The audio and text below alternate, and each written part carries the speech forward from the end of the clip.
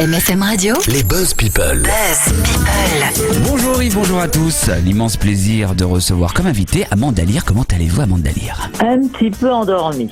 Comme je dors de plus en plus mal, en fait, avec le stress de cette nouvelle pièce de théâtre, etc., j'ai tendance à me réveiller un peu plus tôt que d'habitude. Mais bon, c'est les derniers jours, là, et je suis assez angoissée. Amanda Lear, vous êtes angoissée et stressée, on a du mal à y croire. Vous donnez tellement une impression d'assurance.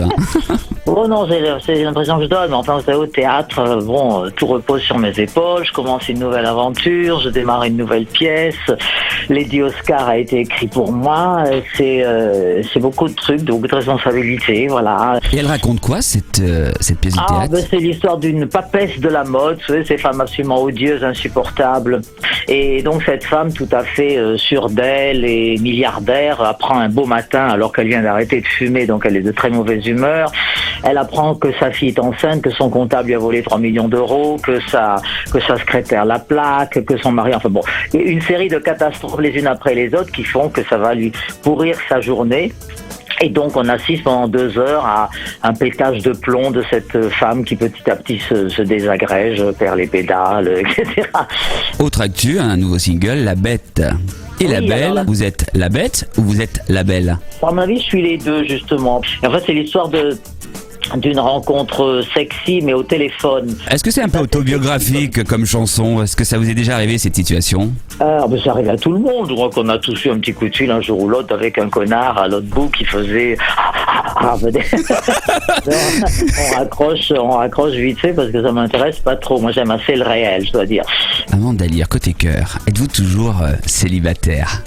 Ah oui, plus que jamais, parce que vous savez, je me rends compte que j'ai vraiment pas le temps. Non, mais c'est vrai, c'est un travail à plein temps, d'être amoureuse. Je serais avec un garçon, je le négligerais. Et les hommes n'aiment pas se sentir un petit peu laissés de côté au profit de la carrière. Ils n'aiment pas trop ça. Et c'est vrai que c'est très difficile de concilier les deux. Alors, soit on est amoureuse, on est avec un mec, on le rend heureux, soit on est comme moi, célibataire.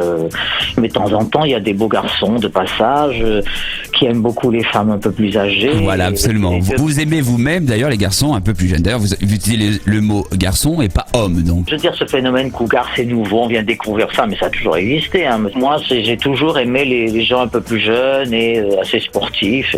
Femme cougar, vous l'assumez totalement?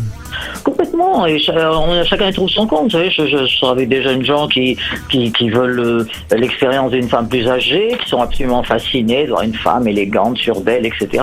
Et d'autre part, cet enthousiasme de la jeunesse que je trouve très, très touchant et très, très sexy, et c'est formidable. Dernière question, Amanda Lear, votre juron préféré? Mon juron préféré?